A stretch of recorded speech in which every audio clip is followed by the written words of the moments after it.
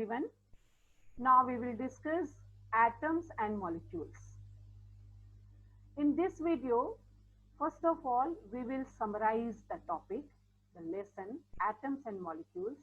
Then I'll give you a simple a set of 10 questions or MCQ type question so that you will just solve the question and you will analyze yourself whether this lesson is prepared perfectly or not.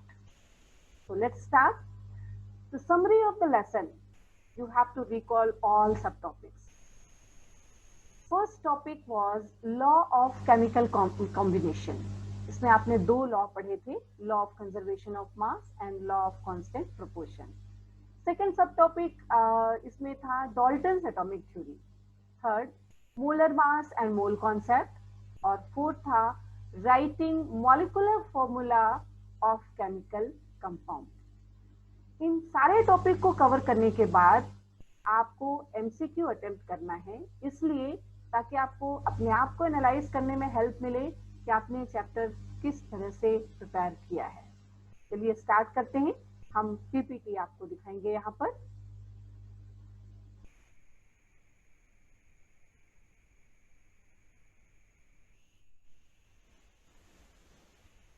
आप देख सकते हैं screen पे atoms and molecules. मैंने 4 सब topic लिखे हैं, main 4 सब टॉपिक.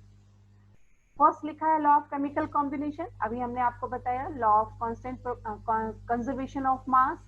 जैसे मान लीजिए कि आप ये समझिए कि कभी भी किसी भी मैटर का, किसी भी एटम का ना तो आप फॉर्मेशन कर सकते ना उसको डिस्ट्रॉय कर सकते. Atom nether be created not be destroyed. अगर आप कार्बन को कंबशन में डाल रहे हैं, उसका ऑक्सीडेशन कर रहे हैं और वो CO2 में कन्वर्ट हो रहा है, तो ऐसा नहीं कि कार्बन का एग्जिस्टेंस खत्म हो गया. वो कार्बन का सॉलिड फॉर्म जरूर खत्म हुआ, लेकिन अब वो कार्बन डाइऑक्साइड गैस में कन्वर्ट हो गया है. सेकेंड लॉ हमने पढ़ा था लॉ ऑफ कांस्टेंट प्रोपोर्शन. इसमें आप एक एग्जांपल ले लीजिए, जैसे वाटर का.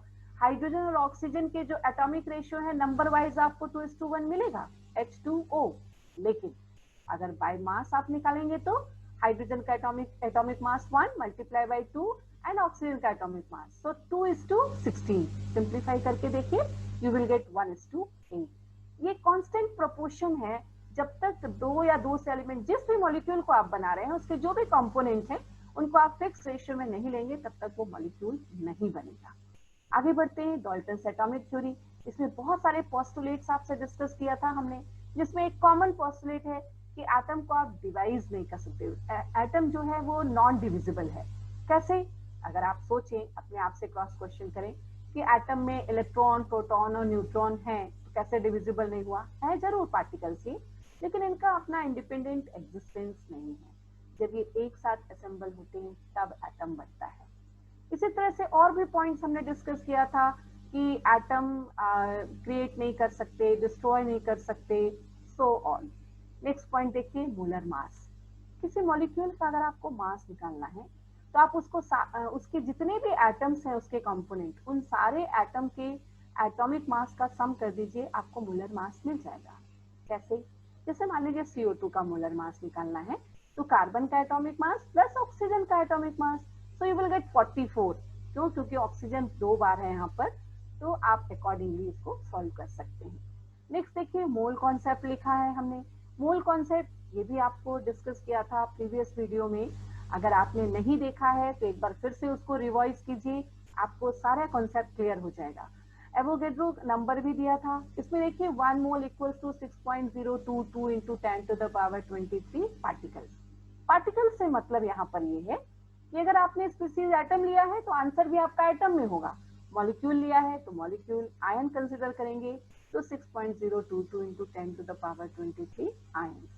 अब जब हम आयंस की बात करते हैं तो एक बार सोचिए कि 2 तरह के आयंस होते हैं, कैटायन और anion. Cation means positive ion और एनायन मीन्स नेगेटिव आयन. इन दोनों आयन के मिलने से आयनिक मॉलिक्यूल बनेगा. जब आप आयंस पढ़ते हैं तो हमने एक लिस्ट डिस्कस की थी, जब आप फॉर्मूला लिख रहे हैं तो ये आयंस की वैलेंसी से ही आप क्रिस क्रॉस करके उसको न्यूट्रलाइज करके फॉर्मूला बना सकते हैं. एक स्पेसिफिक आयन होता है poly atomic ion. Poly atomic ion मतलब एक से ज्यादा उसमें एटम होंगे, जैसे PO4 3- मैंने फॉस्फेट आयन की बात कही है। फॉस्फेट आयन में बहुत सारे एटम हैं, ये पॉलीएटॉमिक आयन का एग्जांपल है। ऐसे और भी कई एग्जांपल हैं पॉलीएटॉमिक आयंस के, आप उनको कैटेगराइज कर सकते हैं। ठीक है, आइए लास्ट पॉइंट में चलते हैं कि how to write molecular formula of chemical compound. आपको एक केमिकल फॉर्मूला लिखने के लिए प्लस और माइनस चार्ज को न्यूट्रल करना है। आप वैलेंसी से भी कर सकते हैं, इसको चार्जेस से भी कर सकते हैं। जैसे मान लीजिए हम सोडियम कार्बोनेट का फॉर्मूला लिखना चाहते हैं, तो कैसे लिखेंगे? सोडियम के ऊपर चार्ज कितना है? Single plus. कार्बोनेट के ऊपर चार्ज है 2-। तो आप देखिए 2- को न्यूट्रलाइज करने के लिए आपको कितने प्लस लगेंगे? यहाँ पर 2 प्लस। तो Na2CO3 सोडियम कार्बोनेट का फॉर्मूला हो गया। इसी तरह से आप कैल्शियम कार्बोनेट, अगर चार्जेस न्यूट्रलाइज करेंगे, कैल्शियम पे 2 चार्ज, कार्बोनेट पे 2 चार्ज, न्यूट्रल कर लीजिए, आपको फॉर्मूला मिल जाएगा। और भी कई कंपाउंड हैं जिसमें आप इस तरह के चार्जेस को न्यूट्रलाइज करके फॉर्मूला बना सकते हैं। मुझे ऐसा लग रहा है कि मैंने चैप्टर को बहुत जल्दी से समराइज कर दिया है, आपको हर चीजें रिकॉल हो गई हैं। अब आपको यहाँ पर क्वेश्चन पेपर अटेम्प्ट करना है, जिसमें 10 क्वेश्चन का सेट है। आगे देखिए, इसमें मैंने कुछ पॉइंट लिखे हैं, सारे क्वेश्चंस आपको करने हैं, कंपलसरी है। दिस इज 1 आवर टेस्ट, मतलब आप क्या करेंगे, इसको यूट्यूब खोलिए, एक कॉपी पेन लेकर बैठिए, क्वेश्चन को पॉज करिए, पढ़िए, सॉल्व करिए, उसका आंसर लिखिए। जैसे सपोज करिए पहले क्वेश्चन का आपने आंसर निकाला और बी वाला करेक्ट आंसर है, तो फर्स्ट का B. Similarly second, third, fourth सारे क्वेश्चन सॉल्व करते जाइए, पेज पे आपके पास एक आंसर शीट आ जाएगी। फिर आपने तीसरा पॉइंट इस पे देखिए लिखा हुआ है, write only answer in comment box as. जब आप पूरा 10 क्वेश्चन का सेट सॉल्व कर लें, तो कमेंट बॉक्स में आप अपने आंसर टाइप कीजिए। कैसे? जैसे फर्स्ट क्वेश्चन का ए है, सेकंड का बी है, थर्ड का सी है, सपोज, तो आप क्या टाइप करेंगे? A, B, C, accordingly 10 answer आप टाइप कर दीजिए। कोई आंसर आपसे नहीं बन रहा है, जस्ट पुट डैश। वैसे तो मुझे एक्सपेक्टेशन है कि आप सारे आंसर सॉल्व करेंगे, एंड जस्ट लीव। और लास्ट पॉइंट देखिए, आपको मिलेगा correct answer will be given by Monday in comment box. जब आप विद इन 1 आवर ये पूरा आंसर टाइप कर देंगे, देन आई विल चेक, और हम आपको करेक्ट आंसर उसी कमेंट बॉक्स में आपको मंडे को अपडेट करेंगे। आप एक बार फिर से जाके अपने आंसर को क्रॉस चेक कर लीजिए। टाइम का जरूर ध्यान रखेंगे, क्योंकि जब आप आंसर टाइप करेंगे तो वो टाइम आ जाएगा, तो विद इन आवर आपका ये पूरा टेस्ट कंप्लीट होना चाहिए।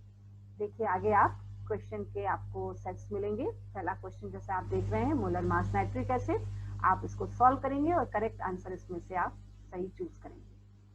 Which of the following contains maximum number of molecule? ये भी आपको मोल कॉन्सेप्ट पे बेस्ड है, सॉल्व करना है और आंसर निकालना है। केमिकल सिंबल मैंने आपको पहले भी कहा है कि एटॉमिक नंबर 1 से लेकर 20 तक के सारे एटम्स आपको लर्न होने चाहिए। Atomic number, atomic mass, valency और symbol. Formula of calcium carbonate अभी आपको डिस्कस किया था। यहाँ देखिए पॉलीएटॉमिक आयन है, you have to search correct one. Number of neutron in radioactive carbon, आपको आइसोटोप, आइसोबार्स में हम डिस्कस कर चुके हैं। मैं ये हिंट आपको इसलिए दे रही हूँ क्योंकि अगर आपको कुछ डिटेल चाहिए, कोई डाउट है आपके दिमाग में, तो उस टॉपिक में जाके, उस वीडियो में जाके आप अपना कॉन्सेप्ट क्लियर कर सकते हैं। वैलेंसी और सल्फाइड आयन क्या होती है आपको चेक करना है। क्यूप्रस और क्यूप्रिक आयन को पहचानना है, करेक्ट आंसर लिखना है। और नेक्स्ट क्वेश्चन जो आप देख रहे हैं, ये क्वेश्चन नंबर 9, ये लॉ ऑफ कांस्टेंट प्रोपोर्शन पे बेस्ड है। और last question, how to identify cation, क्या आइडेंटिटी होती है उसकी आपको सर्च करना है।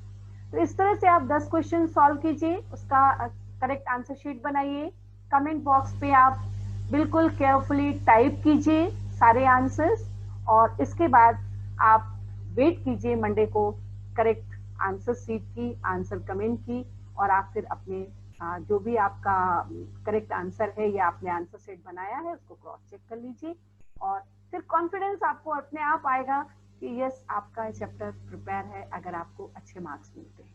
होपफुली आपको ये मेरा जो भी इफेक्ट है, जो भी मेरा प्रयास है, समझ में आया होगा।